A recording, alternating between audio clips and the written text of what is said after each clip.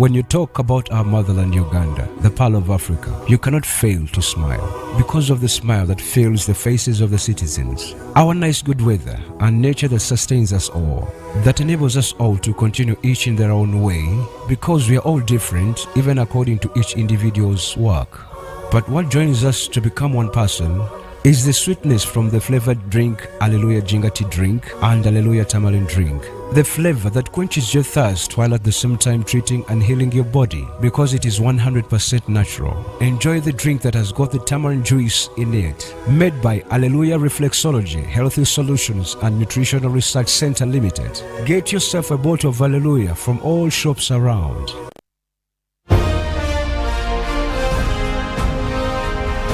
Live from UBC Studios in Kampala. This is Good Morning Uganda.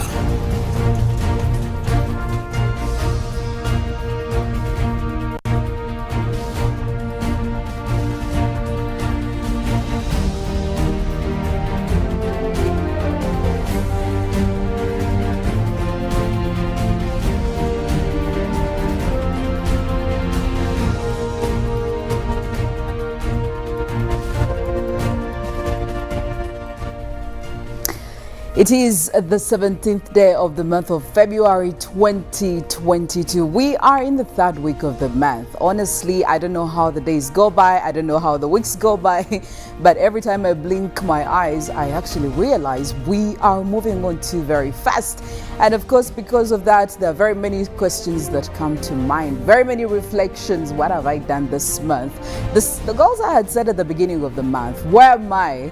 And I would really love to pose the same questions to you every single morning before you wake up, and after, actually when you wake up and you say that short prayer, probably do some reflection and gauge yourself and evaluate yourself. It helps. If you never knew, now you do. My name is Philomena. Mastiko. Welcome to Good Morning Uganda. We are coming to you live from UBC TV, and yes, I still have the entire team with me here. A lot did make the news, but I really want to focus on something that probably is going to make the parents happy, considering that now semi-candidates have been cleared to sit, actually capable semi-candidates have been cleared to sit for the 2022 examinations. Now, I know very many parents will be excited because most of them are looking at it from the financial point of view. But hey, we're going to be discussing all this, and today being a Throwback Thursday, there are very many memories that are attached to the specific topic that I did talk about a few seconds ago, and I will be telling you that in a few. But before we get into all that, I need to find out how these two gentlemen and the lady fared the whole of last night. I'm probably start off with Felix. Good morning. Good morning. How you doing? I'm all right. How are you? I see you pulling old school vibes. I don't know if that's the intention, but are you trying to match up the Throwback Thursday? I mean, it is. It is what it is anyway. But I heard you talk about exams, and when you talked about midterm exams, they were? Yeah, beginning of term, midterm examinations, end of term examinations. You don't know, those were like the worst things that ever happened to me during school. You know, you have your holidays, but you'll keep, like, you have something that's sort of like haunting you. You know, you're thinking of biology, you're thinking of chemistry, and for some of us who used to love such subjects, but then if it came to subjects like history, you would even have goosebumps. Felix, you don't strike me as somebody who was so much into chemistry, biology, physics. I mean, I have to say what I have to say, but before Felix really starts the whole persuading process, I probably need to find out from at least one known scientist that we have on the team. Mollen, Kenyena, good morning. We all know her as the scientist on the team. Good morning, and right here. Say good morning to you all. But guess what, Felix? I don't know about your science. You also don't strike me like someone who did sciences. But, you know, I think your spirit was in the right place. You probably wanted to do them. But then again, you ended up in arts. It's not a problem. It's okay. Just take it. Yeah. Felix. I know sciences are not easy, Felix. I can tell you they weren't easy for a lot of people, but they were for me. So, but just take it easy, Bambi. Yeah. Well, Felix, it's absolutely very fine, by the way. I did arts and I'm very happy with them, and I also accepted the sciences were not my forte. Felix, it's understandable. Well, maybe I need to find out from Uncle Bob. Good morning, Robert. A lovely morning to you, Mastiko. Felix, the man. But Felix, the Bible says the truth shall set you free. It's okay, it's okay. Even in my own perception, you don't look like anyone who did sciences. First of all, you were so naughty to have settled down for sciences, while in school, the little hobbies I've spoken to. But Mollen, yes, I agree. You did sciences. However, for me, when it comes to those exams, I remember we had both, which was beginning of term, we had midterm, then you have the final exam. But also for candidates, there's what they would call pre-registration exams. And these were the worst because, you know, schools want to have those grades. So if a child would not meet the targeted average for pre-entry, some were forced to go and register in other schools seen as weaker schools in terms of performance. So there was a bit of nonsense surrounding all this. By the end of the day, they were meant to have continued assessment of a student in school.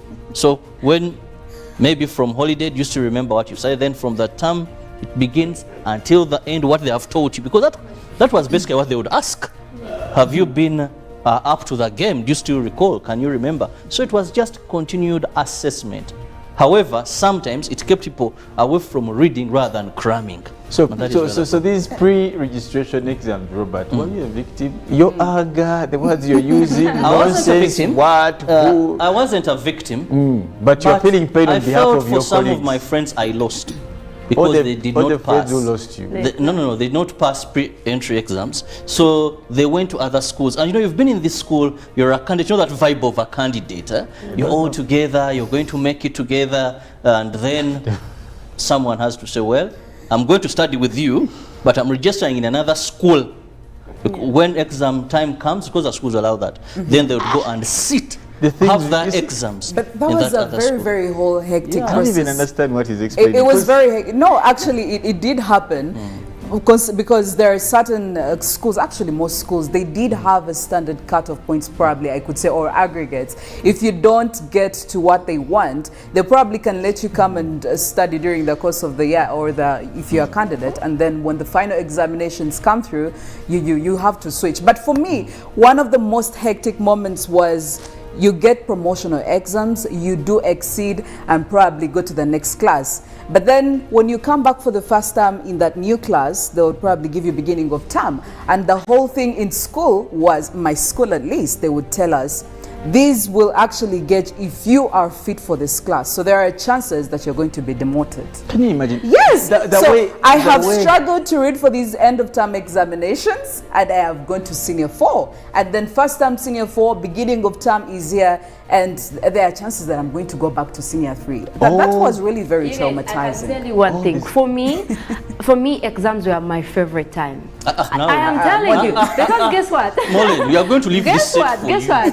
I actually was a very competitive person. So when you have exams, you know who you're competing against. So I was looking forward to that time when we sit for exams. Look at the faces of the three of us. No, I'm telling you guys, I'm sorry, but this is the fact. Because that's the only way I would know who I'm competing with. So if you are ahead of me in beginning of term, I am going to make sure mid-term I am there. And also it would help me identify which groups to actually discuss with. So once I know this person is actually... Oh, yes. Please, if you went to school with Mollen, this is our WhatsApp number, 0709 60 25. Please help us understand which kind of student this was. I am telling you the truth. Exams to that extent. I'm telling you the truth. We had these discussion groups, and the only way you identify people to discuss with is after exams. You know who to kwesibako or who to actually, work to win. Mollen was that one student. Mollen was that student. Unfortunately, I was that one girl. And I missed reading the papers. I missed reading the papers. I got a lot of you're one of the best in Chigezi region. Where I studied. I was actually in St. Mary's, Namaliga, very good school. Dwarfs. Yeah. Anyway, as Mollen is still trying to persuade us into believing that she was very, very competitive, honestly, I don't believe that. At least the biggest percentage of students have never been very excited about examinations.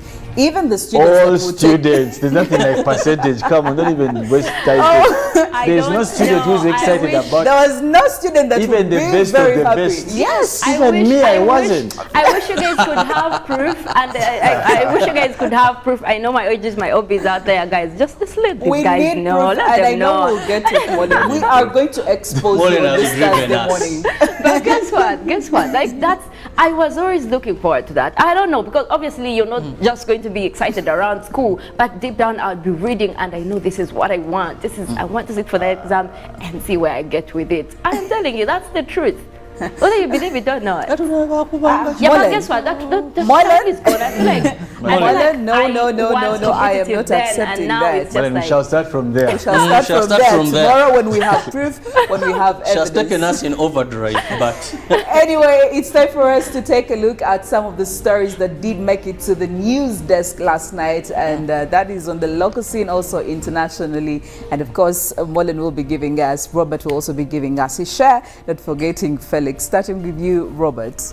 And we'll begin with events that dominated yesterday, which was a public holiday, as we were commemorating and remembering the life of the late Archbishop, that is Janan Lumu, where the main celebrations were at Kololo ceremonial grounds. Now, political and religious institutions were warned against sowing seeds of division that could lag the country into uncertainty.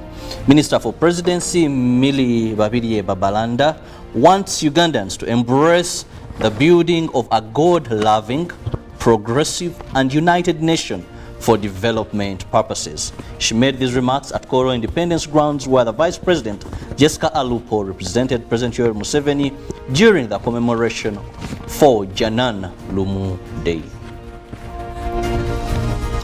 In another story, we look at petrol stations running out of fuel. Now, the continued fuel price fluctuations in the country have been attributed to the inefficiencies among different fuel importing companies. The Directorate of Immigration and Tax Collection Body, URA, a number of fuel stations have run dry, halting business, pending government interventions to manage the crisis. However, stakeholders in the sector attribute the fuel crisis to the hiked taxes imposed on fuel importing companies. Now, at the moment, URA charges Ugandan shillings 1,450 per litre of fuel imported, hence making business difficult for fuel importing companies. Away from the crisis, we now look at regional peace, where former Prime Minister John Patrick Amama Mbabazi was endorsed by 6 African countries to head the African Global Security Foundation, whose aim is to offer decision makers independent and strategic insight in dealing with Africa's security threats.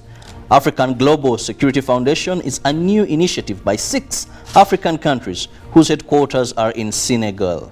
Mbabazi announced the development of his new task at his residence in Kololo, Kampala. And in Karamoja, the Karamoja 3rd Division Court Martial has sentenced 2 UPDF soldiers attached to Olimi Training School in Katakwi for 14 years in prison after failing to protect war materials. Now, the 2 were jointly charged for removing 1,440 bullets from the armory and hiding them in the latrine and later anthill. Now, court has also sentenced a 17-year-old border rider in Kotido for 10 years in prison for transporting a person selling bullets illegally.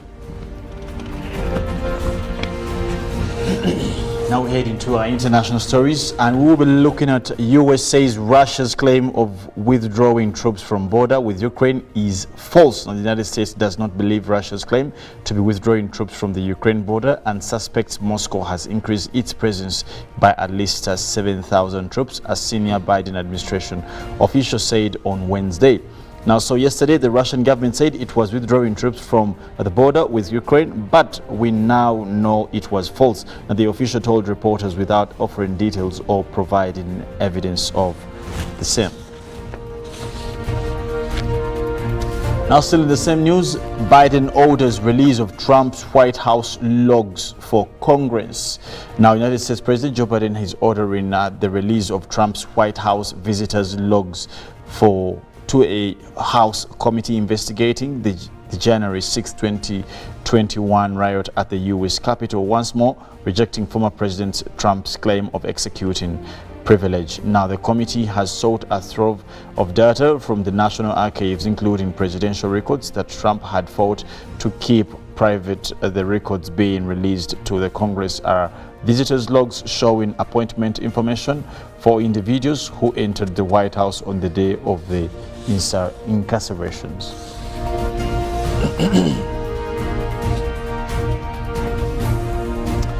Now into Africa, Burkina Faso coup leader talks tough at inauguration. Now, the Burkina Faso coup leader Paul Henry Damiba has promised to deal with the mounting insecurity after being inaugurated as the country's new president.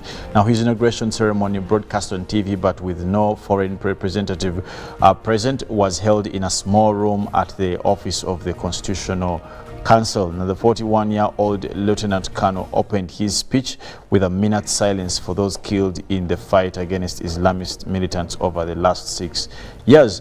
Now, he also said to gain the upper hand over the enemy, it will be necessary to raise up, convince ourselves that as a nation, we have more than what it takes to win this war. The Reuters news agency also quoted him saying the man who ousted elected head of state Roch Kabore because of his handling of the jihadist insurgency promised to reorganize the security forces to strengthen his links between intelligence, field operations and fight corruption in the country. Well, away from that, we move to Brazil, where deadly landslides wreak havoc in a Brazilian city. Now, at least 94 people have died in landslides and flash flooding in the Brazilian city of Petrol, as officials say. Now, the city, which is located in the mountains north of Rio de Janeiro, was hit by torrential rainfall. Now, houses in the hillside neighborhoods were destroyed and cars swept away as flooded water raced through the city's streets. Now, the city's mayor has declared a state of emergency. Search and rescue teams are combining the mud for survivors. Now, with Brazilian's National Civil Defense saying on Twitter 24 people had been rescued alive so far, with 94 confirmed dead. Now, videos shared on social media showed extensive damage and vehicles floating in the streets. Now, there was found a girl who was buried alive, as one of the residents also reported. Now, that while the agency is also heading into local church in search of the shelter. Now, everyone is saying it looks like a war zone, and also President Jair Bolsonaro, who is on an official trip to Russia, has said he will organize an immediate help for the victims. More than 180 soldiers have been deployed, and more specialized search teams are expected to arrive later, that is, to search for the survivors. Now, cars and entire homes were swept away by flood waters. In one of the worst hit neighborhoods, 80 houses are estimated to have been damaged by the gusting waters.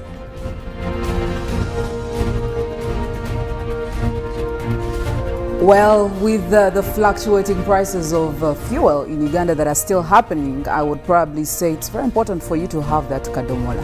I know it's a solution that people try to shun away from, but it comes in handy. Felix, do you agree with me? No, I don't.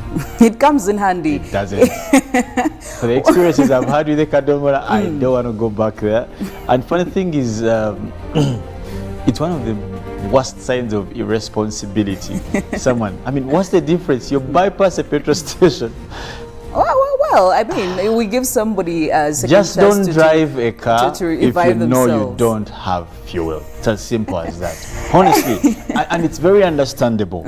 It's really understandable that it can be those days where you don't like. It's not habitual. It's a once in a while thing. So when you feel you can't hit the road, do not get on the road. It will really be sad seeing someone with a kadomola.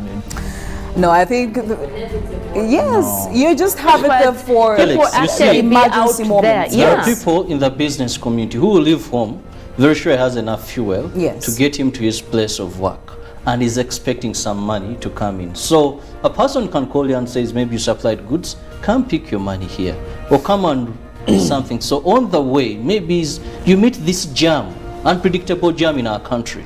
So at the end of the day, what happens?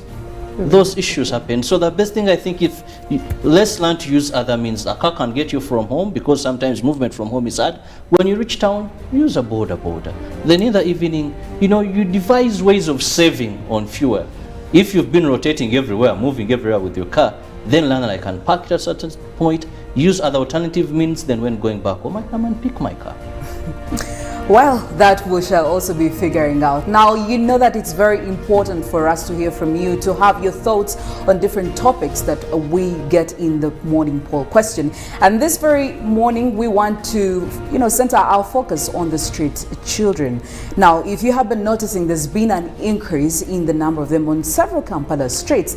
And we seem to actually, a section of people seem to believe that these people are under a certain organization. They have a way, they are working for other third parties. Now, we don't know that, we don't have the details, but again, we can always do the investigations and find out. So this morning, we want to find out from you, what do you think government can do to get rid of the increasing number of street children in Kampala? Of course, it is the usual way. You can send us your response, your thoughts. The hashtag is UBCGMU. We'll definitely be getting into all that much later on to share your feedback with the rest of the world. But also, every single moment like this one, Uncle Bob has something very interesting. For me, by the way, it's always the glow that you are wearing on your face while you are telling us this good news. And yes, and the fashion of whole... Uncle Bob. Well, one of the things you get is stamina when you take these drinks. I know some people can't. Felix cannot even if he had them just to move them around, he can't even risk. Mollen, let me not bother. Okay. But well, the exam lover. I'll let you be. No, we can try. No. But so, I would. You want to be like me? Well, just take hallelujah ginger tea, hallelujah tamarind drink at every opportunity you have. Wake up every morning. Very simple. Just at 1,500, you can get hallelujah ginger tea, hallelujah tamarind drink, and this will boost your immune system, give you the energy, encourage you, and of course the stamina you've just seen. The man speaks from experience. He looks like what he's selling. That stamina is there, the happiness is there. I mean, it cannot go unnoticed.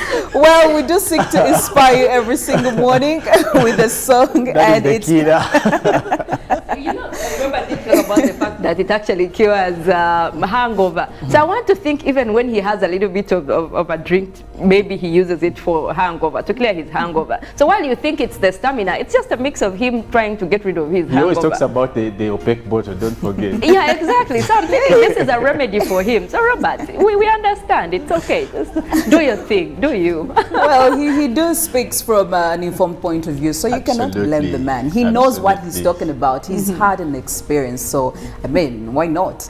Well, the poll question is still running, and we would definitely be expecting your responses. Just to repeat it for you, how can government get rid of the increasing number of street children in Kampala? We're going for the song of the day that will be giving us the inspiration that we need. When we get back, it will be Good Morning Uganda Newsreel. Of course, Uncle Bob will be taking us through the topical discussion, and much later on we'll also be taking you to the road now that the public holiday is done with.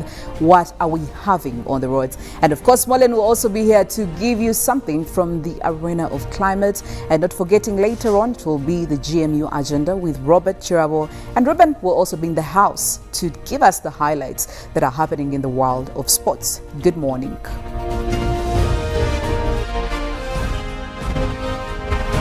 Live from UBC Studios in Kampala.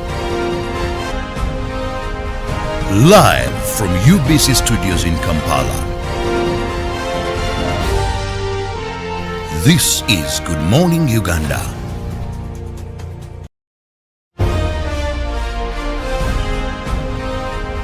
Live from UBC Studios in Kampala. This is Good Morning Uganda.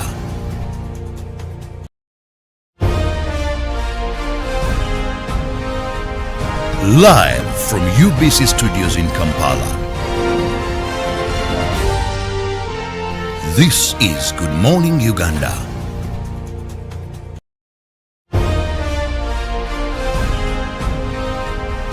Live from UBC Studios in Kampala.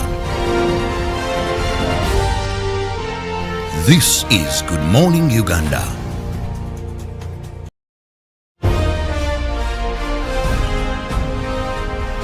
Live from UBC Studios in Kampala. This is Good Morning Uganda.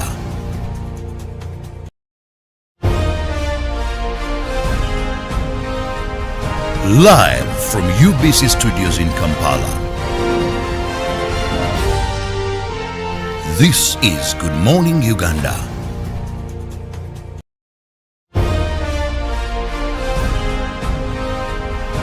Live from UBC Studios in Kampala. This is Good Morning Uganda.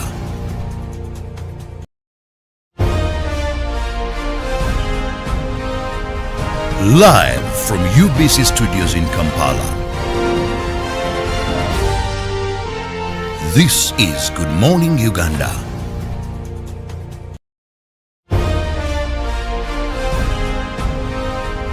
Live from UBC Studios in Kampala. This is Good Morning Uganda.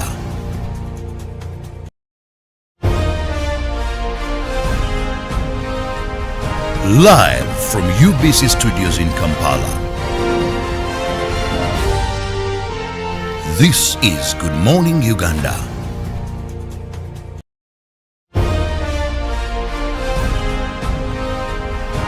Live from UBC Studios in Kampala.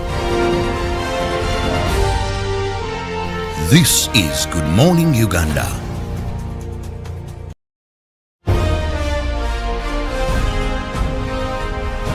Live from UBC Studios in Kampala.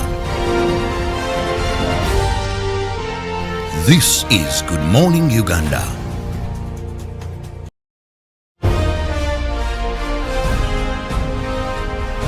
Live from UBC Studios in Kampala.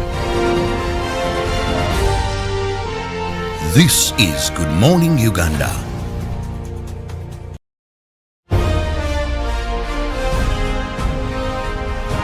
Live from UBC Studios in Kampala. This is Good Morning Uganda.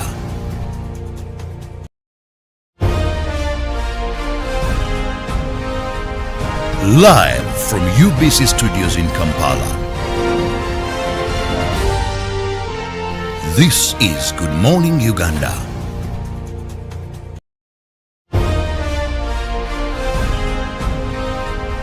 Live from UBC Studios in Kampala. This is Good Morning Uganda.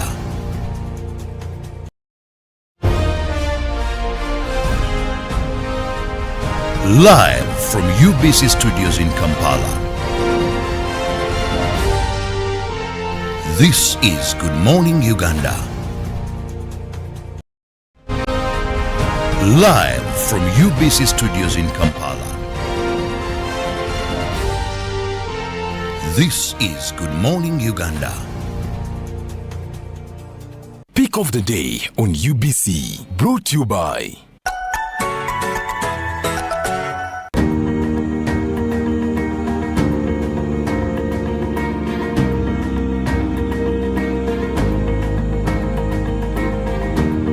was brought to you by Just use MTN to make calls, send SMS, load airtime, buy bundles, or pay for MTN subscription services. Everywhere you go, MTN. Raising voices. As a mother, my children depend on me to make this world a safer place for them. I'm not afraid to act when I see violence in the home and in my community. I promise to talk to my neighbors and friends about how we can nurture and protect the children. In this time of COVID, what is your promise to the children of Uganda? Because a violence-free childhood is everyone's right. Raising voices. Start the year off with Airtel 4G smartphone. You get to enjoy free 1 GB data valid for a month and 100% bonus data every month for 3 months at only 250,000 Uganda shillings. This includes free data spread over 3 months worth 86,500 Uganda shillings, making the effective price of the 4G phone 163,500 Uganda shillings only. Visit the nearest Airtel shop and get one today. Airtel, the smartphone network. Our Ugandan story isn't a new one. It's not about where we come from. It's about what can be accomplished when we're working, living, and growing together. It's about speaking the same language, the language of progress. We're Ugandans building Uganda with Ugandans, skilling Ugandans and developing competencies required in the oil and gas sector, partnering with Ugandan businesses to achieve greatness. We're here to build because at the end of the day, we're truly Ugandan. It's no secret that ICT makes learning easy. The strides made in our field could not be possible without it.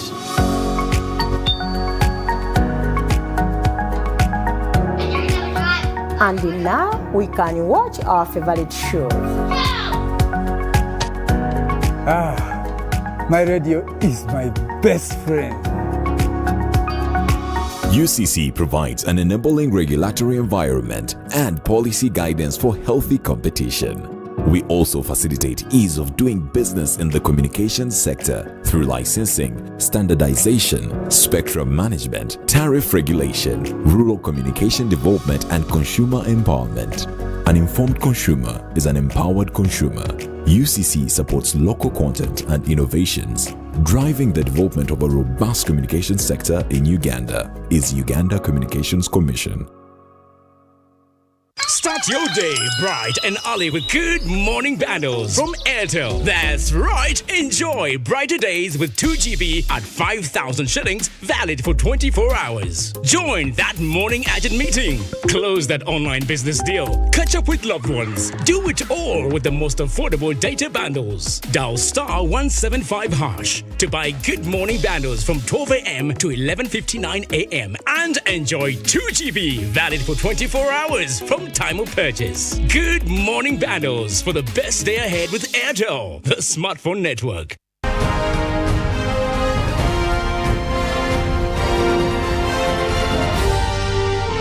This is Good Morning Uganda.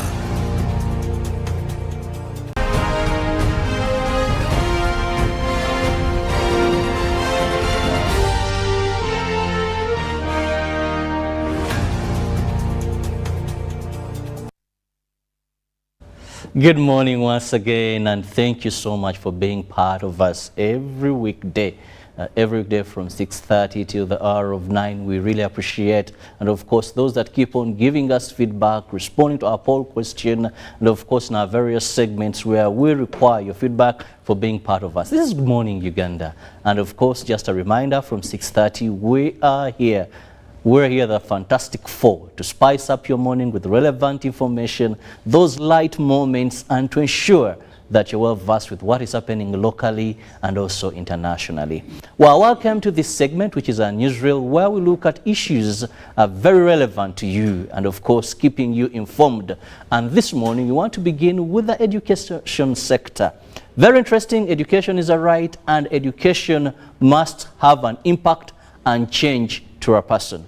Now, yesterday it came out very clear that the Ministry of Education and Sports cleared semi-candidates to sit final exams. That is those that are in primary 6 and those that are in senior 3. That is why it applies to them. If they feel they are capable enough, they can register. Remember, the registration exercise started this very month, Feb, and it's going to be running for the next 4 months. Then there will just be one more extra month for those who register late, but of course a surcharge will be put on late registration. So they are now capable to register, and this is what we want to begin with. And I want to start with Philo. Philo, we've all gone through this, and COVID messed the education system in one way or the other. Yes. Because at one time we didn't know when schools are going to reopen. Then we had reopening for candidate classes. Then we had exams then, those that were able, Senior 4, Peace, Primary 7, and also the A level at the end. Now here we are, schools reopened, the education sector opened fully, and one would say, I would have been a candidate now. Yes. But because of COVID, I'm not a candidate. Here's an opportunity. If you feel you're capable enough to be a candidate now. But what does this mean to education and quality education? Because education is not just about passing, moving to another class. Yeah. It should have an impact. Okay. Well, now we had the COVID that happened and the lockdown that happened for 2 years. There are very many uncertainties, especially in the education sector. We did see quite a number of parents, teachers, they didn't have a definite way of doing things, a systematic way. They didn't know when the children were going to go back to school. If you remember the very first lockdown when these children left schools, it was probably for like 2 months. This was like a probation period. They did not know there were extensions that are going to happen. Now, because of this, very many schools decided to improvise. Okay, they came up with all these. Do they still call it coaching? Yes, but we had children that were studying at school. We had children and schools that decided to get onto that whole virtual learning. Of course, it was not a given. It was not a stable way of doing the education because we know. It's something that we're still trying to pick up because it was a contingency. But because this happened, we cannot also downplay the fact that parents came in with the extra money. Children gave in the time. There were actually children who were ready and who were going on with the studies. We had teachers go to these children's homes to teach these children. So if it happens that now schools are open, because even now we still don't have a definite way of having this education system in place. We are having new curriculums, there are very many changes.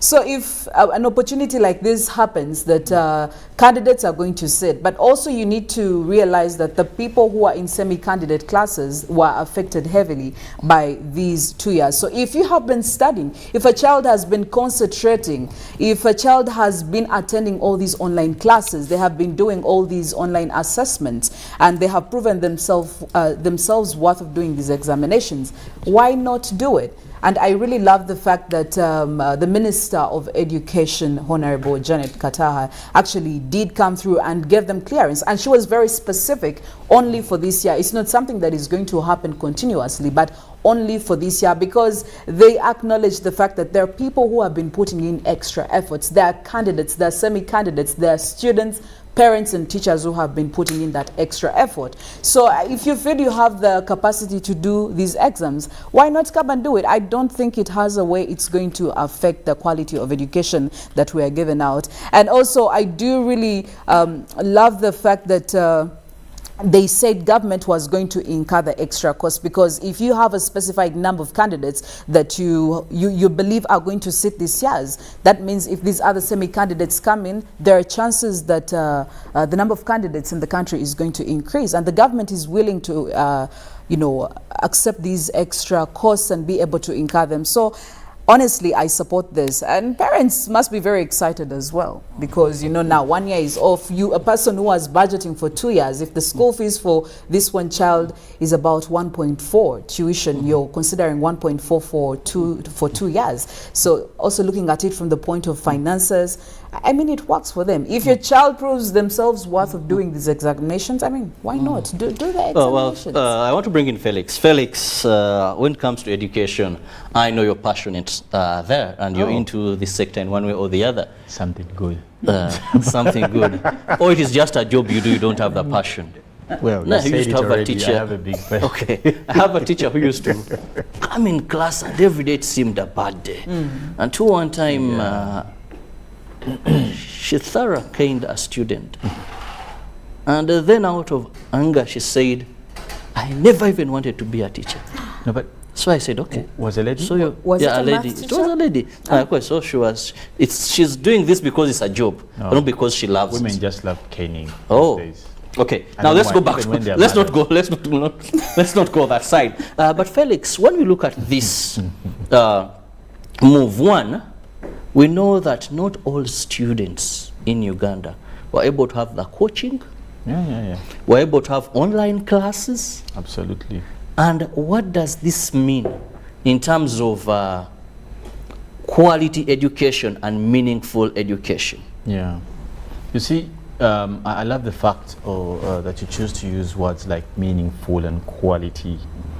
Now, for us to guarantee those particular words in relation to education, it must be above and beyond fixing.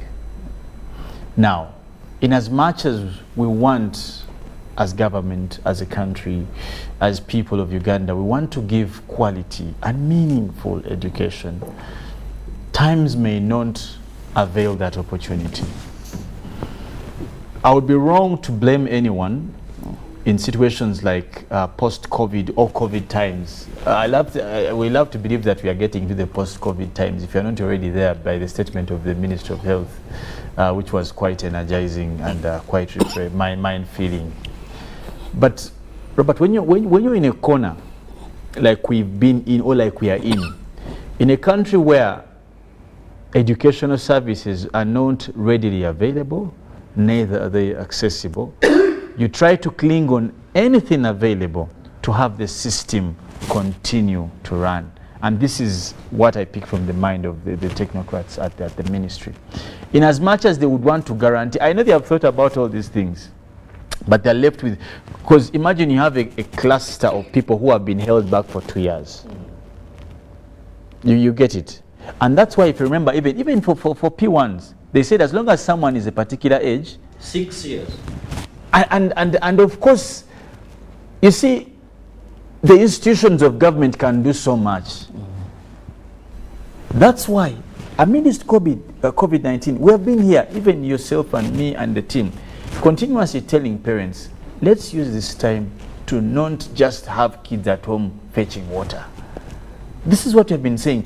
And you see, when we talk about education, we want to bring something out clear. And by the way, as a concrete stakeholder in the same, I say this: people misunderstand education with wealth and availability of education. That people think that because we don't have money, we can't get quality education. Let me tell you what is quality education. Quality education is when someone can learn primarily from their surroundings. That's all it starts from. Because not all that have finances get quality or make sense out of the quality education that is available to them. We've even reached an extent of classifying schools, the A class, the B, the C. But I want you to tell me, and I hope I don't offend someone. On a trajectory of 100, let's say professionals, we can take any particular profession, let's say doctors in this country. How many of them come from the so-called quality schools, vis-a-vis?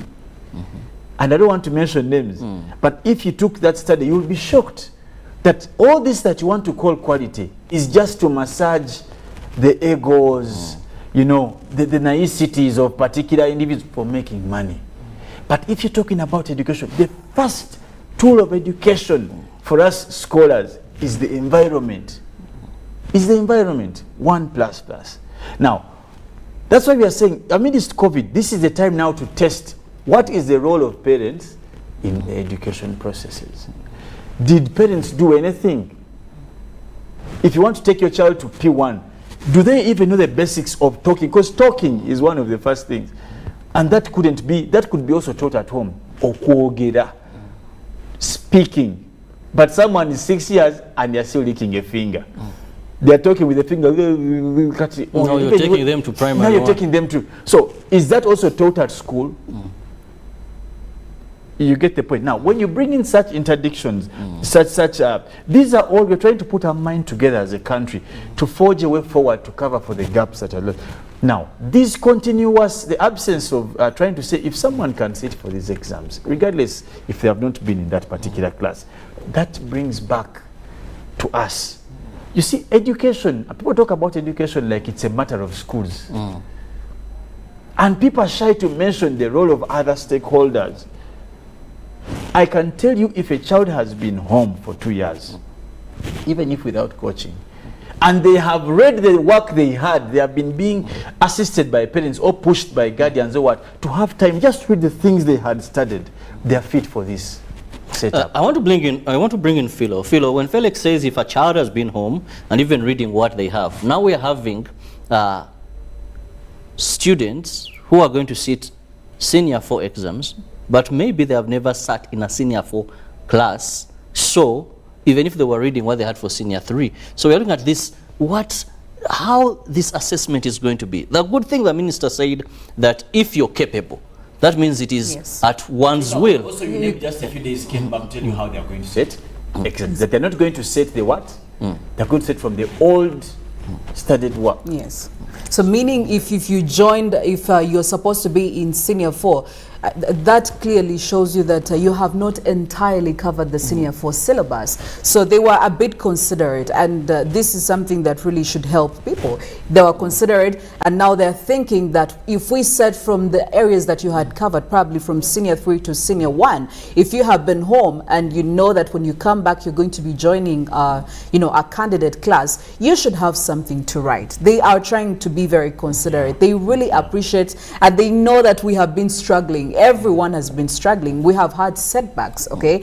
Even the people who have been having these online classes, they haven't been consistent, I will tell you for sure. Some happen probably for 2 weeks, and then there is probably a stop for like a month or even a week or 2. So they understand, they put all this into consideration. Well, so I'm an advocate for human rights and equality. And now here I want to bring in this perspective. Yes, I am. And this is why even I'm bringing this question, because I'm feeling for that cluster. Isn't this in one way or the other, Felix, and well, I will begin with you, a bit selective? You see, this country, we've had many times when maybe we think and plan for a particular class, because maybe there are those that come to the table of decisions. Yes. Yeah. So let's look at this young man in Kabera Maido, this young lady this way, who totally the 2 years, it's not her fault that she was born with that, but isn't this a bit selective, in terms of rights? Can't the likes of Elton and so on challenge this? Okay, so the thing is that I want us to take note of the word that they used, capable, okay? It's not mandatory, but also I do appreciate and understand where you're coming from. But what about the students who have been putting in the effort as well? Do you think that if they're not given, I mean, we have to be very considerate for both sides, okay? And if you have been putting in all the effort, if you have been studying, why would they have to hold you back? Okay, I think we also need to put that into consideration. I understand that there are students who are not able, probably they didn't have these resources, probably they didn't have this set up from their schools to have all these online classes. So I think this method that the Ministry of Education came in with, it's neutral. You can actually choose to go with it or you cannot, depending on how you fit in it. So we need to look at both sides. Felix, let me have your answer. It's not, I hope it's not, if you can't afford bread, go for cake. No, I just want to bring to light something, that academic inequalities are not of just present day times. Even I think 50 years ago, you go to and talk to Mr. Nyonyintono, I will tell you, that's why they had the Nyakasuras of this world, the boutique colleges, and there were also village schools. Yes. And even, you see, inequality is a notion for absence of quality. It's a simple, and not that we are celebrating it, but these things have not started now. Even before COVID, some kids weren't able to get some services. So we cannot discuss this like it's against a particular class of people. Every child has a right to get education.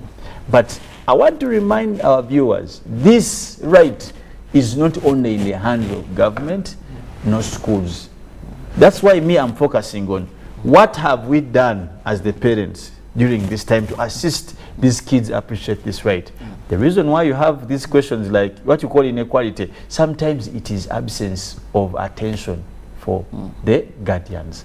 So as we get into this process, those kids that were assisted by parents, and not necessarily the rich parents, for you as you want to put it, or the wealthy or well-to-do, by parents who are interested.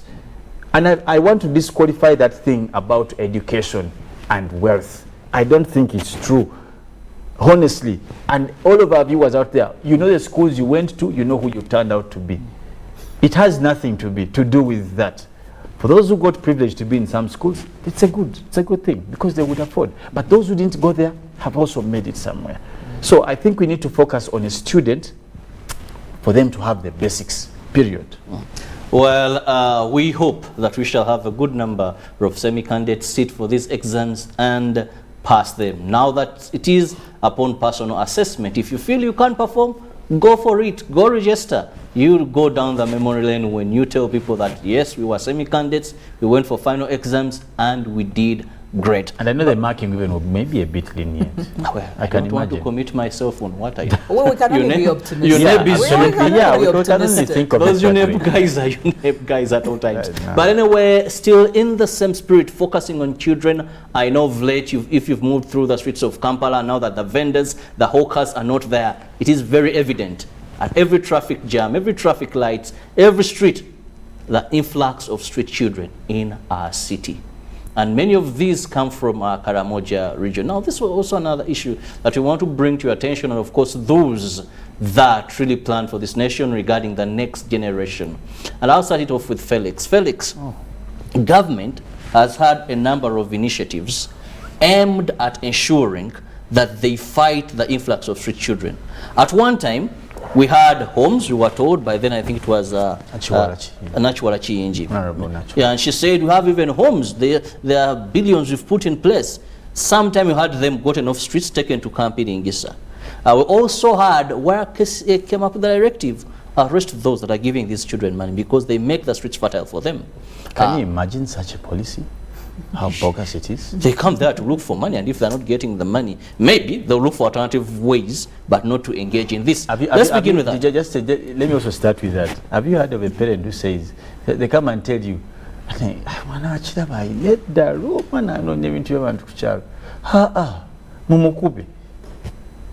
that a solution? But anyway, good spanking.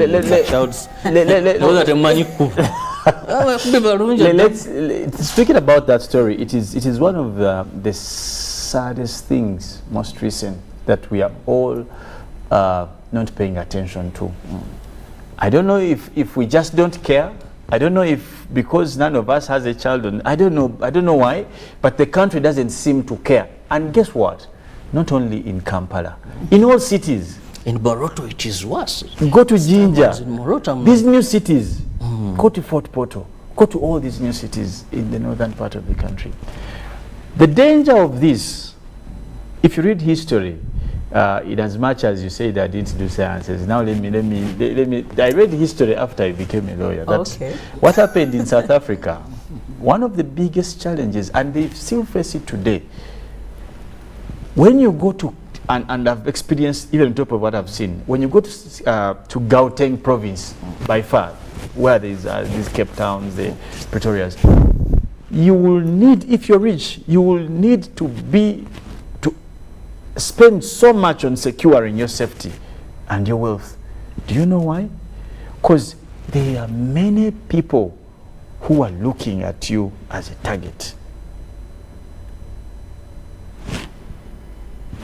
What we are seeing today, there is no street in this city that doesn't have street children.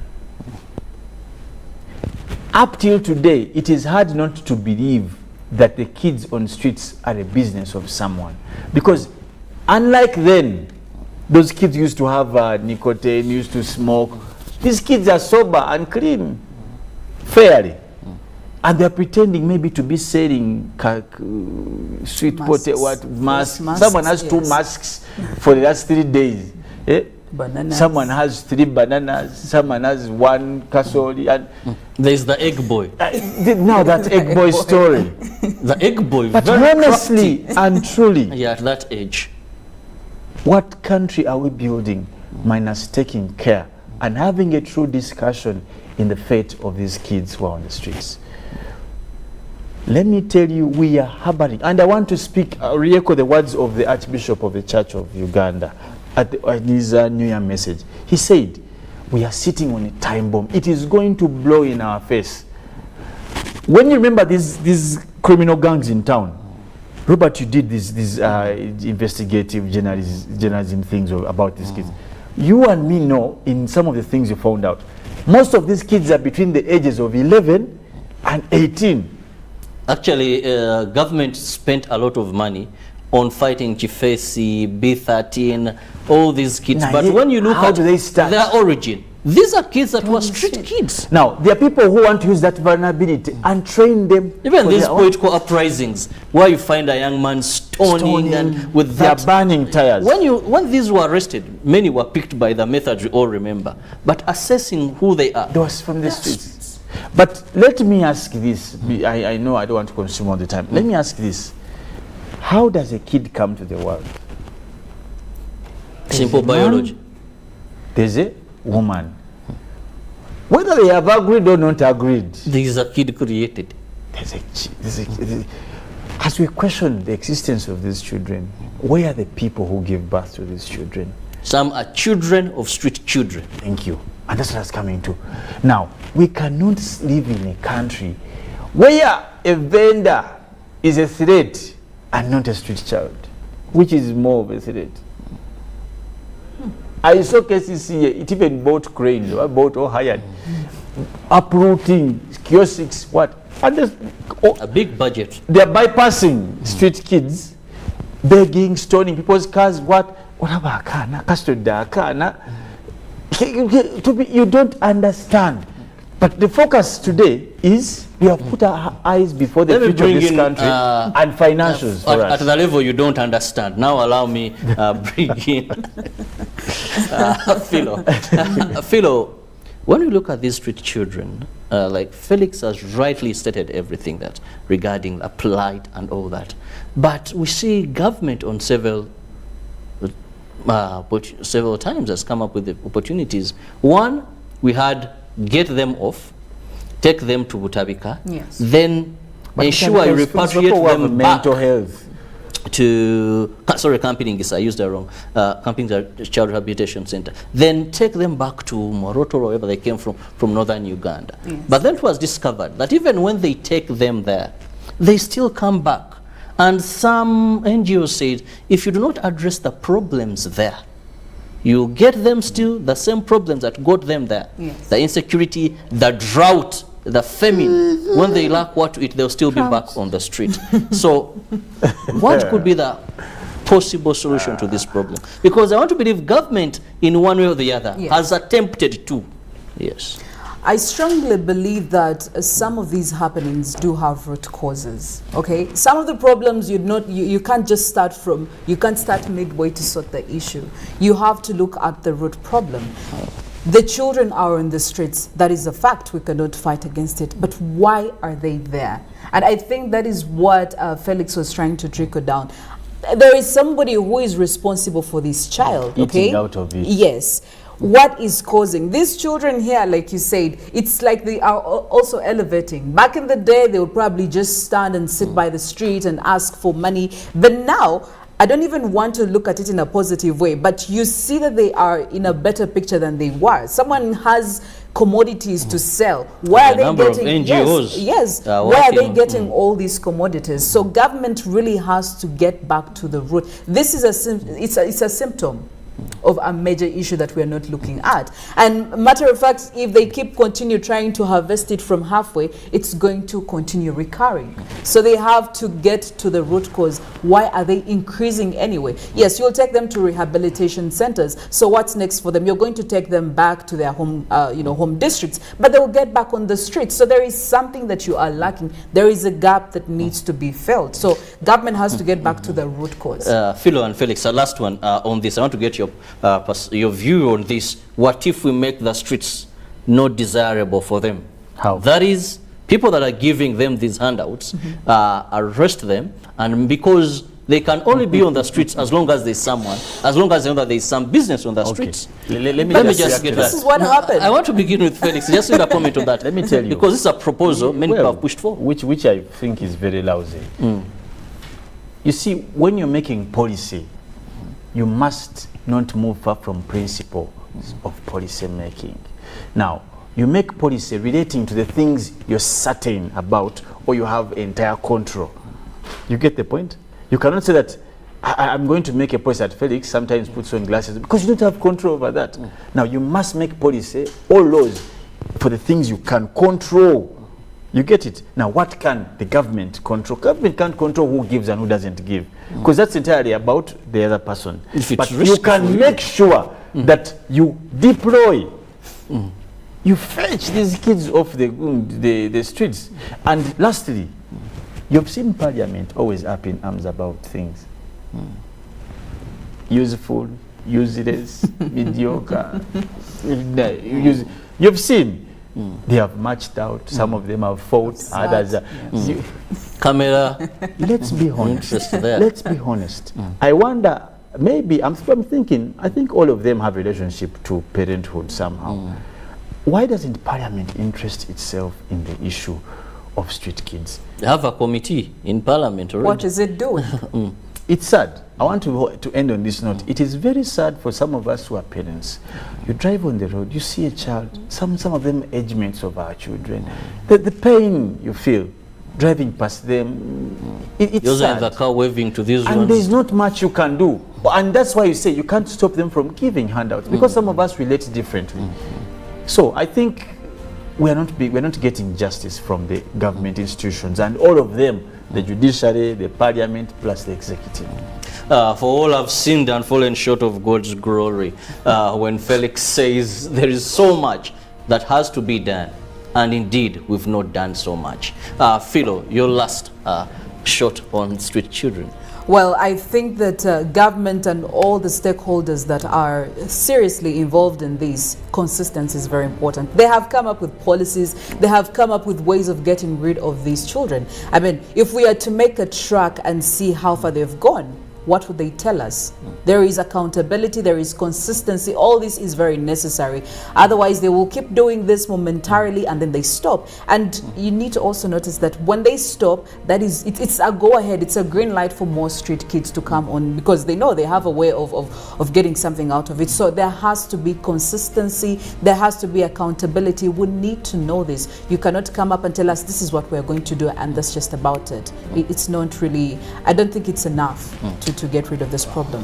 Well said, comrades. We urge every responsible person that has what they can do, let's do our best to save a future generation. This is a time bomb. One person once said that a time will come when the poor have nothing left for them to eat except the rich. But before we go, let's take a look at our poll question once again. Well, this morning we did ask how best can government address the issue of the increasing number of street children. You can give us your feedback. The hashtag is UBCGMU and the WhatsApp number is 0709602592 so that we find out and we share with you much later on. Definitely, we are eager and waiting for your feedback, but when we return, we'll be looking at what is trending in the print media. Keep it with us.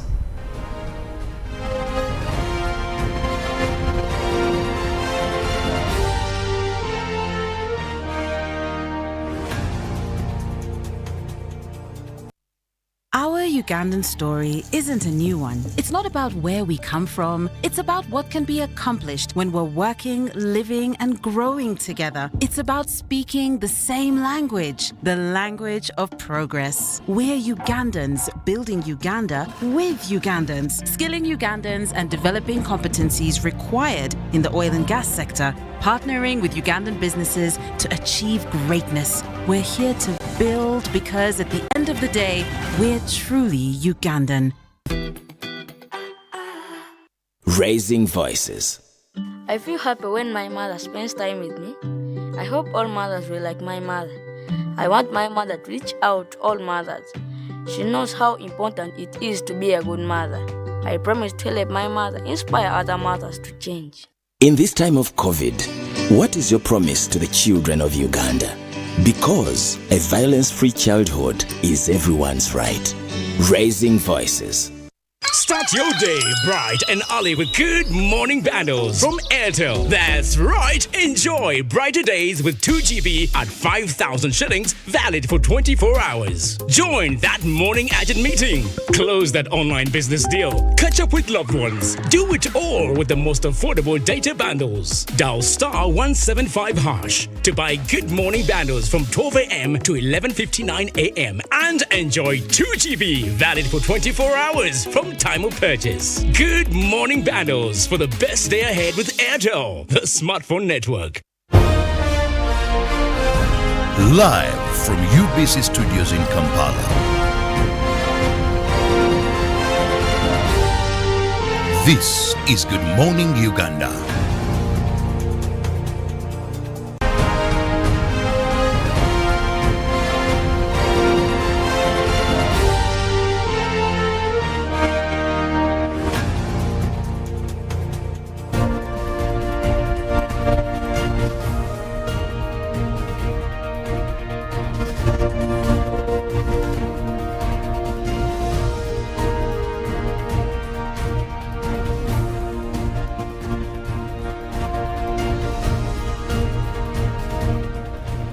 Well, back at it again, and we'll be looking at what's in the papers now. Today we'll be looking, in particular for me, I'll focus on the Daily Monitor. Now, the big headline, Church to State. In Luwum's name, stop this torture. That's a very, very big statement from the church. And I hope as we celebrate days like Janan Luwum's Day, we resonate with why he actually gave his life for the same. And of course, still in the headlines, Mbabazi to head African Security Unit, and woman cured of HIV in US. And of course, also Ugandans now prefer smaller families. That's a good thing. Now, the versatility of Toyota Land Cruiser 100 series, and government defends extra charges in airport contracts. Now, still about our Daily Monitor, Uganda drops COVID testing for travelers, and semi-candidates to sit for 2022 exams as well. Story we've been looking at much earlier. But also from the archives, we see a photo of the President Idi Amin Dada and the then Archbishop Janani Luwum, that is in the 1970s. Now, today in history, Amin makes decree on his successor. Wonder what he said about that. Get yourself copies of the dailies. Now, also in history, Jefferson elected third U.S. president. And this morning in the New Vision, we look at how Nakawa Naguru land was shared out. And of course, Nakawa Housing Estate land leased to new investors. And also taking a look at Janani Luwumu. Remember, they are bringing you all the details of what happened yesterday at the Kololo Independence Grounds. And also we look at organ trade. Suspects face aggravated trafficking charge. Now, we've been making noise about this, and I think it's very, very important that you take the necessary precautions. And yes, we also see how you can get a tender in several of these companies, over 280 by the way, that you can pick from. And yes, MP in Sereko wants cyber bullies jailed for 10 years. And when we get onto the second page, in the oil and gas business, how to pay for standards to supply the oil industry. And there is a very interesting picture there of an armed traffic police officer on duty. Very, very interesting. You need to get yourself a copy of the New Vision to see who it is and what it is they are doing. And also take a look at what is happening in history. We are going down the memory lane. Well, of course, in sports, the Daily Monitor, Natashobia for Harmony. There, of course, he comes in, appointed the chairman of the National Council for Sports Board, that is Stefan Kiprotich, and former US Ugandan Netball Federation President Susan Anek, that is Anek, are among the other new faces on the board. Now, of course, also Mbappe still undecided about where he wants to be. Now, also Big League, Bunjo still counting Proline's chances at Kataka calls. Now, Mbappe, striker, did bring on a good show when they are playing Madrid there. These guys were really unstoppable. But also Eminent Ndeje bullish Woodball Beach circuit there also to happen. And Dembele happy to have, that is Badi Aubameyang at Barcelona. A New Vision Sports is taking a look at some of the She Cranes netball stars, giving us more about the academic honors, netball honors, and all these other things that you probably pick interest in. And also talking about good budgeting must include a strategic plan. And also we have something that is coming in from the newly appointed National Council of Sports Chairman, Ambrose Tashobia, who is, majorly focusing on infrastructure, which is going to be one of his priorities. So you need to know what else he has in store for us. Make sure you grab yourself a copy of New Vision to get all this. Well, we get a sneak peek in the Daily Nation where we see MPs in a shilling 5 billion plan that is to check cost of fuel, and Gicheru dismisses bribery witnesses. They lied in the Ruto case too, he argues. Now Uhuru to endorse Raila that is a Senaga 3. We are waiting to see that happen, but also diplomatic role with DRC over Ruto's cow remarks. Much of such, of course, we can't wait to see, or you can't wait to get the in-depth of the same when you get yourself copies of the papers. But we did see in what Philo was giving us in the daily, that is New Vision rather, I see traffic officer holding a gun. But even the way she was holding the gun was nice. I liked that way. It was a non-concern for her indeed. But I've seen this happen in very many other countries. In South Africa, traffic officers have guns and they can charge. I think some in Kenya I've also seen, also in the US, definitely in the UK. But what has, at least I know that has happened in Uganda, is that they deploy an officer against some traffic officers. Not necessarily the traffic officers holding guns, but it's normally another officer holding a gun deployed with them. But isn't that sightly? Well, I love the pose. For me, the pose is the thing. It's amazing. She looks so serious on business. Like you don't want to come and start doing nonsense. Let them stop you, and you refuse to stop. You know, I feel like right now, if you triggered her, it's not the best. It's not the best thing you can do. But I think she was holding it for a colleague. No. You don't hold for a colleague. Like, look at the facial expression. I don't know.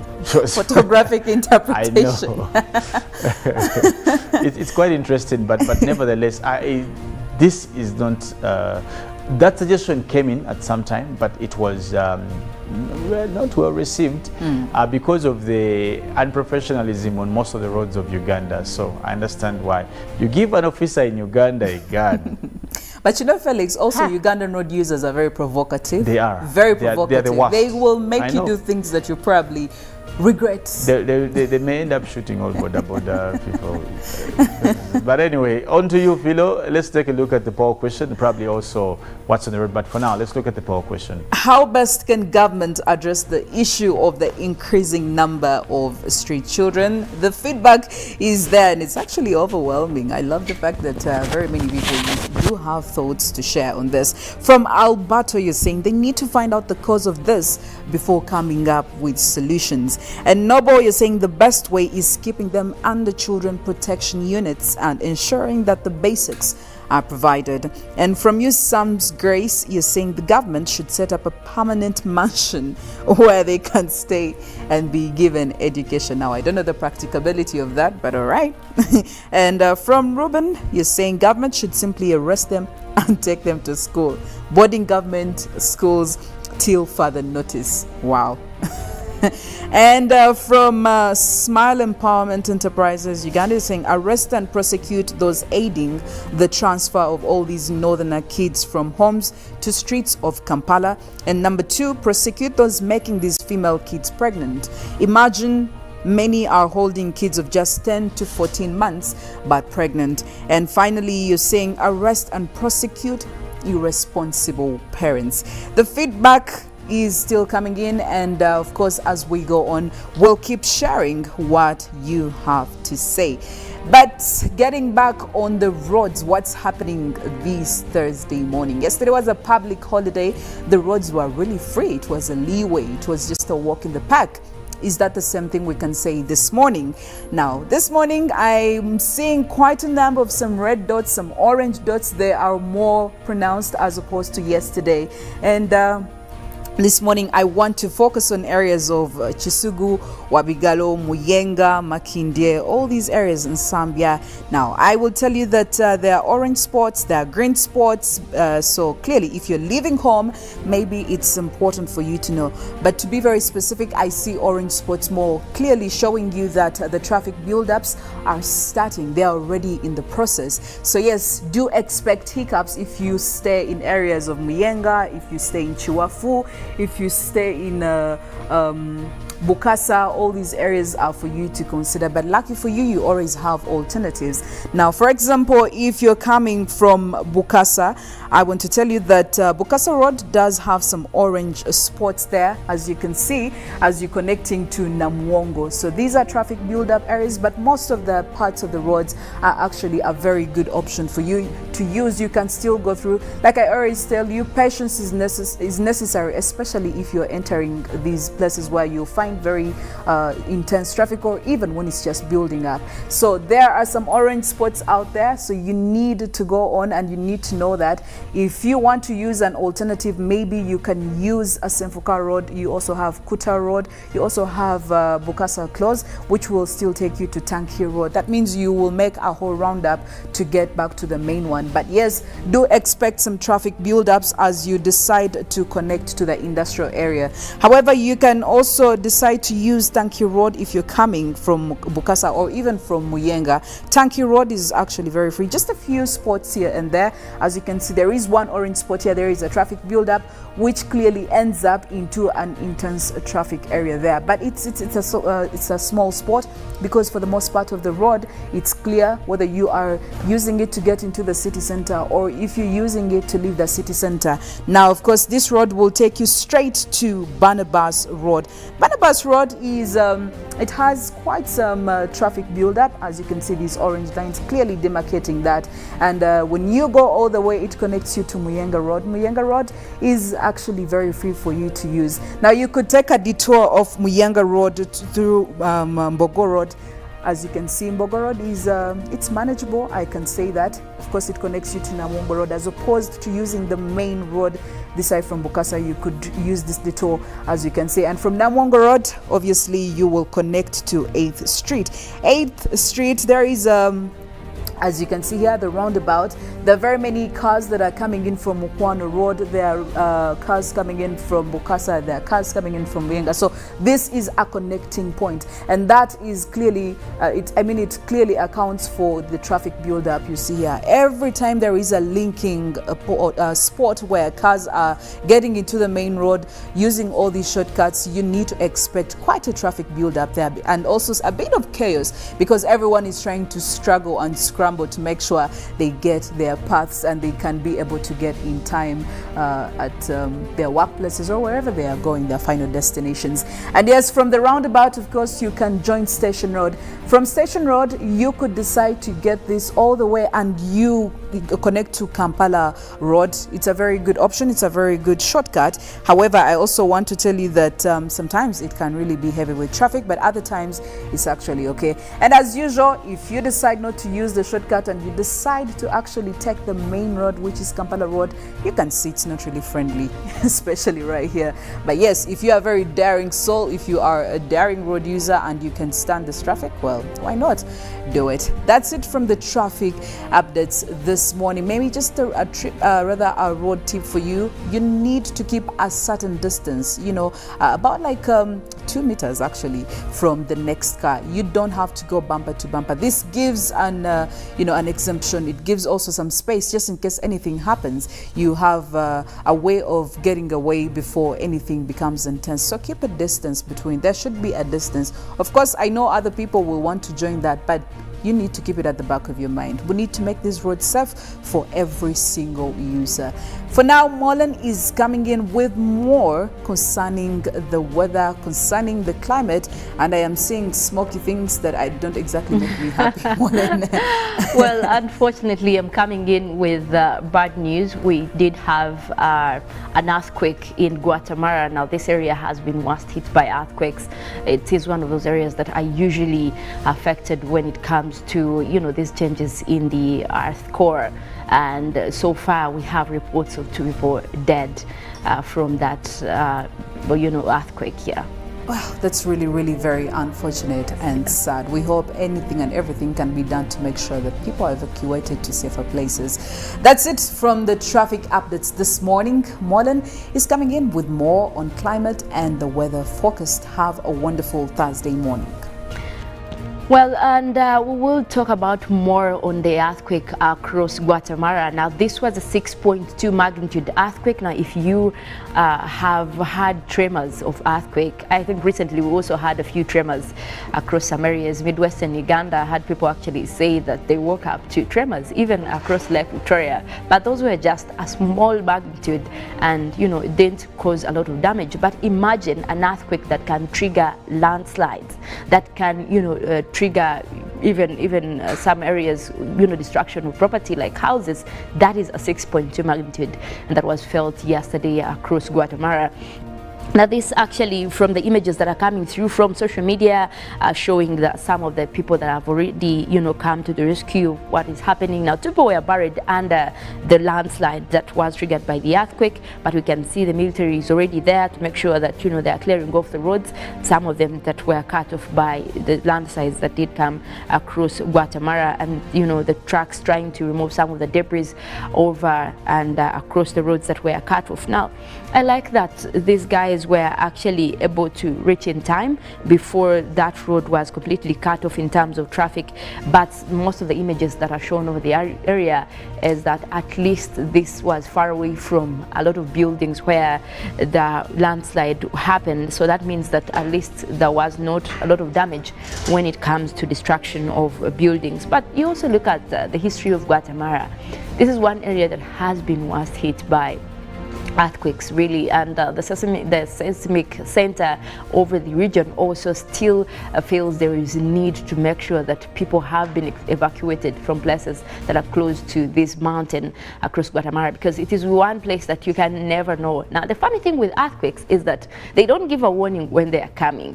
Now, unless it is triggered from you know, a volcanic eruption, there is no way of knowing that this is the exact time an earthquake will happen. What happens is that we get the aftermath of it, and that's when we know how much magnitude it was there in terms of coverage. But before that, there is no way of knowing that, you know, there is likelihood to be an earthquake in such and such an area. But for places that, you know, have been, at least geologists do come across to assess the situation, and Guatemala is one of those where you do expect earthquakes to come up at some point. And also the fact that only when we have like volcanic eruptions, you know, that changes in the core of the earth will obviously trigger some tremors in the earth, hence causing earthquakes. But other than that, this is something that could be damaging and, you know, hard to predict when it will happen or where it will happen, and this is how we end up with damages. But at least, you know, compared to the last one that happened in Guatemala, we have had less cases of people dying from such instances like landslides that have been triggered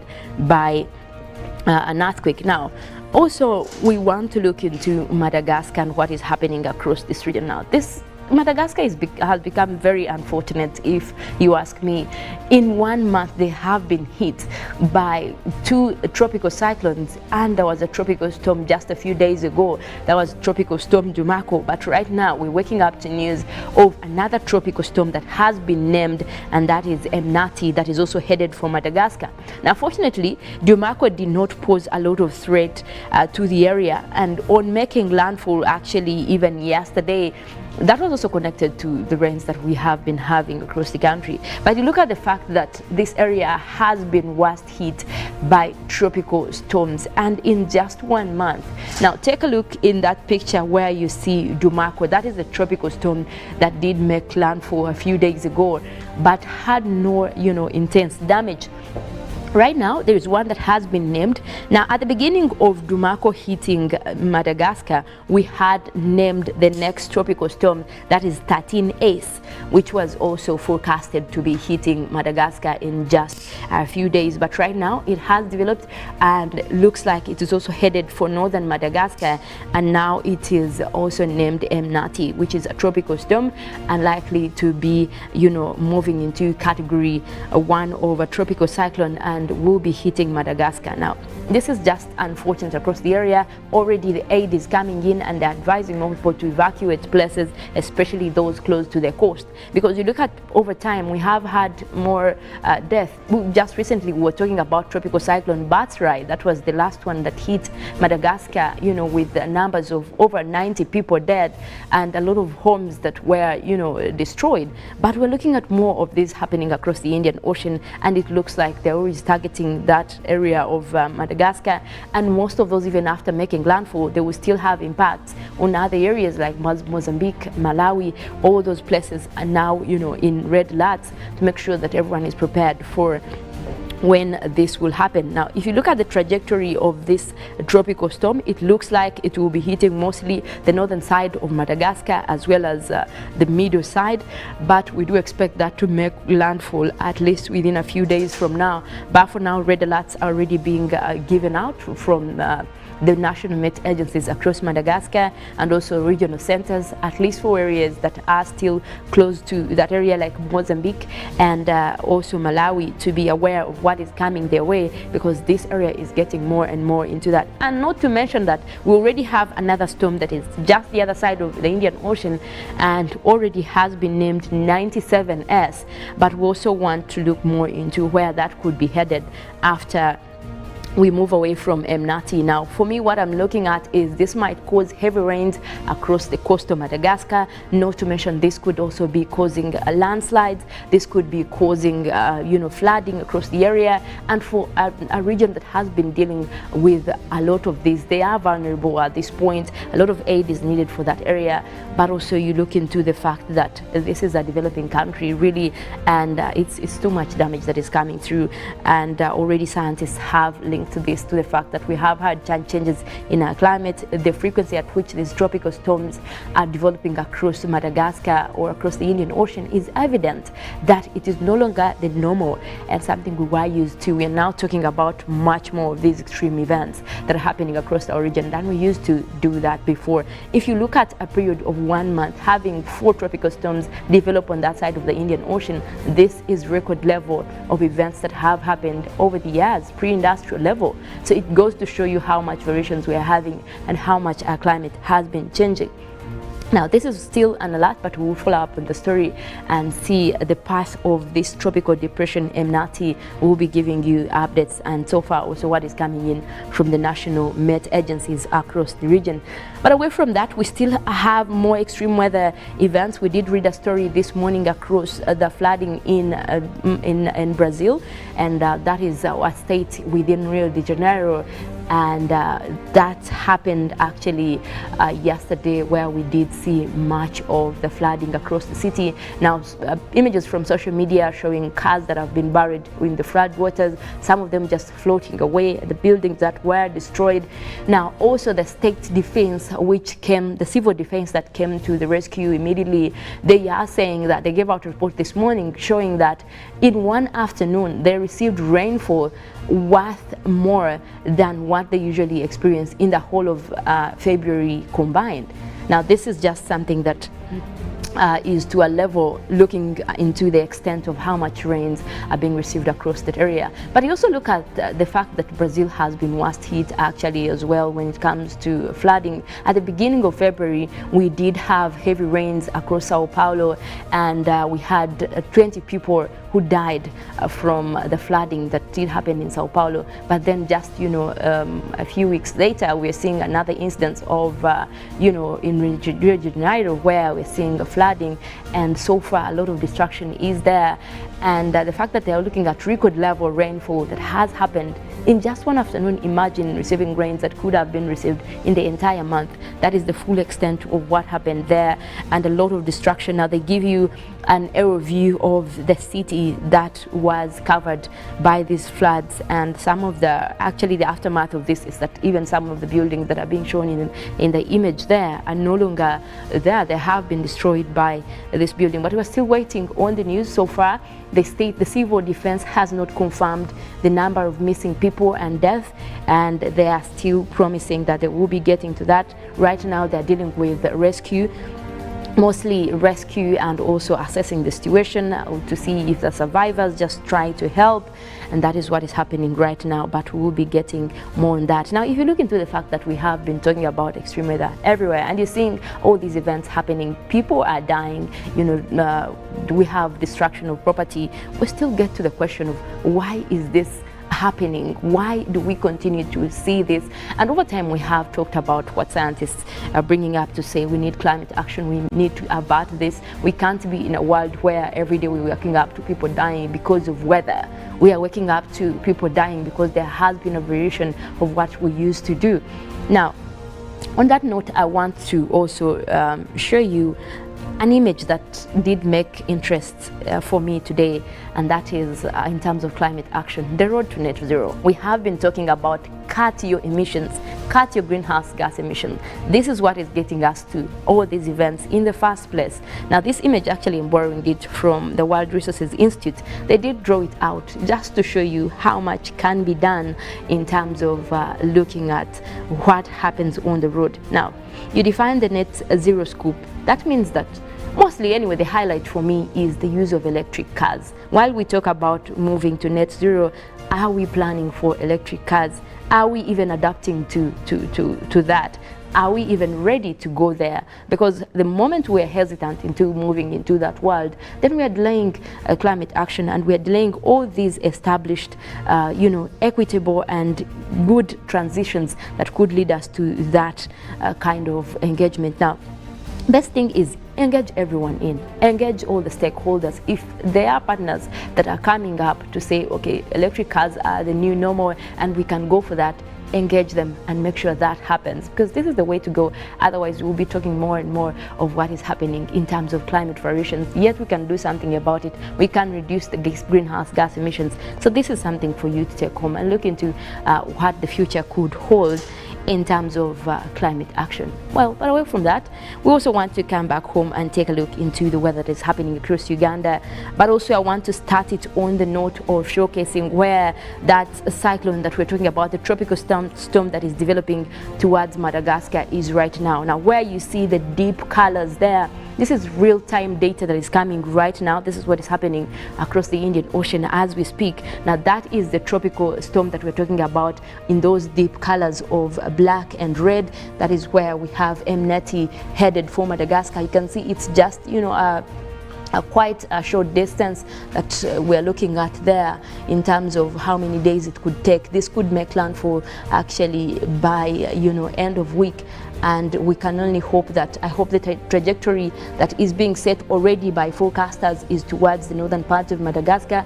Most likely it will be hitting that area, and it is coming in with a lot of strength. So far, very, you know, strong winds associated with it, and we could be looking at much more of the damage, even interrupting our weather here as we speak. Because when those are there, when we have those tropical cyclones, then it means that most of the moisture is all moving towards that, and we lose out on some of the rainy conditions that we would be having as a country or even as a region. So even those rain-bearing clouds are all now, you know, in line with what is happening towards Madagascar, and that could also lead to a decline in wet weather activities across most areas within our region.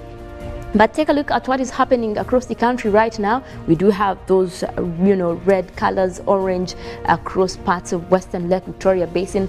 That is the area anticipated to have a little bit of cloud cover this morning, and could be looking at some light rains over a few areas.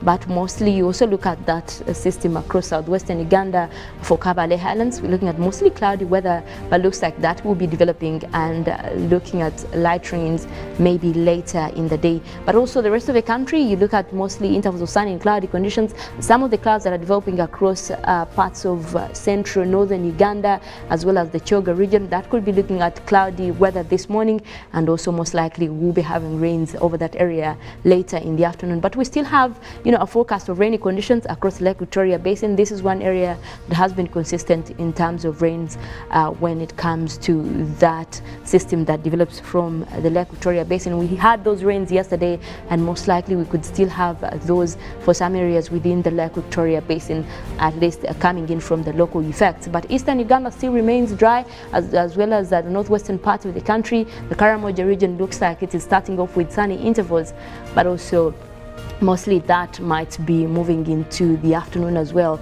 Now, the rest of the areas that are likely to have a little bit of rains, you look at parts of central towards midwestern Uganda, you could be looking at rainy conditions later in the day. But for now, it looks like we do have mostly sunny weather starting off your morning now. That is not too much to complain if you look into what we have now. But again, later, it could be, changes. There could be changes, and we're looking at rainy conditions. And that is one thing that you should prepare for if you're leaving home right now, and make sure you don't get into the pathway of those rains that could be inconveniencing for your day. Well, I'll leave it at that. We do have a Good Morning Uganda agenda coming up, and Robert will be here to take you through that. Later we'll have sports and also Good Morning Uganda Extra with Jagenda Semakula. My name is Mollen Kenyena. I want to wish you a nice day.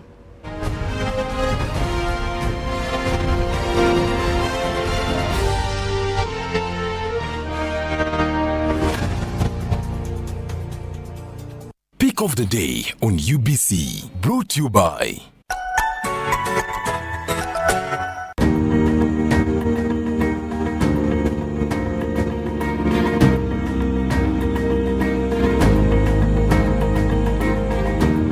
was brought to you by Just use MTN to make calls, send SMS, load airtime, buy bundles, or pay for MTN subscription services. Everywhere you go, MTN.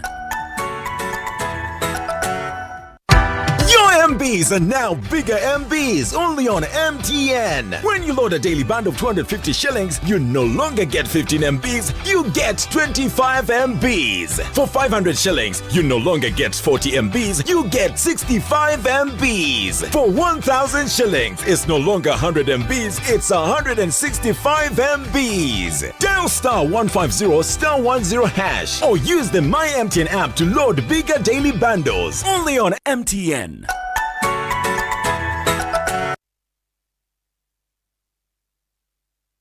Raising voices. As a mother, my children depend on me to make this world a safer place for them. I'm not afraid to act when I see violence in the home and in my community. I promise to talk to my neighbors and friends about how we can nurture and protect the children. In this time of COVID, what is your promise to the children of Uganda? Because a violence-free childhood is everyone's right. Raising voices.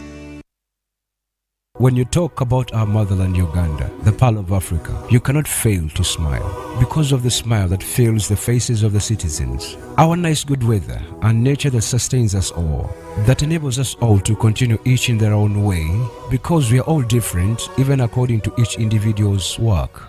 But what joins us to become one person is the sweetness from the flavored drink Alleluia Jingati drink and Alleluia Tamarind drink. The flavor that quenches your thirst while at the same time treating and healing your body because it is 100% natural. Enjoy the drink that has got the tamarind juice in it. Made by Alleluia Reflexology, Healthy Solutions and Nutritional Research Center Limited. Get yourself a bottle of Alleluia from all shops around. Start your day bright and early with Good Morning Bundles from Airtel. That's right. Enjoy brighter days with 2 GB at 5,000 shillings, valid for 24 hours. Join that morning agent meeting. Close that online business deal. Catch up with loved ones. Do it all with the most affordable data bundles. Dial *175 hash to buy Good Morning Bundles from 12 a.m. to 11:59 a.m. and enjoy 2 GB, valid for 24 hours from time of purchase. Good Morning Bundles for the best day ahead with Airtel, the smartphone network.